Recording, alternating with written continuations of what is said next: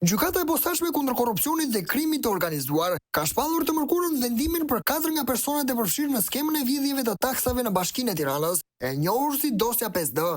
Kjo dosje është ndarë në fraksione dhe në fraksionin e dytë të pandehurit si Debora Keqi, me detyrë ish drejtoreshe e Klubit Sportiv Tirana, Teuta Guri, Renaldo Gjerasi dhe Elton Mera, me detyrë antar të Komisionit të Vlerësimit të Ofertave, akuzohen për shkelje të barazisë në tendra.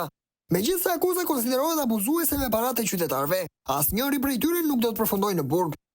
Sipas dënimeve që tha gjykata, Debora Keqi u dënua me 1 vit burg, por gjykimi i shkurtuar ja uli këtë mas në 8 muaj burg. Përsëri kjo mas u zëvendësua me shërbim prove për 16 muaj dhe heqje të së drejtës për të mbajtur funksione publike për 5 vite. Nga gjyqi i dieshëm, Mikesha Erion Veliajt përfitoi dhe heqjen e masës së detyrimit për të paraqitur.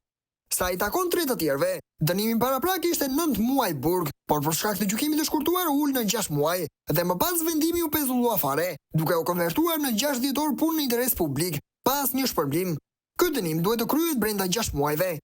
Hetimet zbuluan me prova se Debora Keqi ka rënë dakord me përfaqësuesit e kompanisë Vas Construction ShPK, që janë Mariglen Qato dhe Redi Molla, për t'i shpallur fitues të tendrave që në momentin e përgatitjes së dokumentave, sot Qato dhe Molla ndodhen në burg.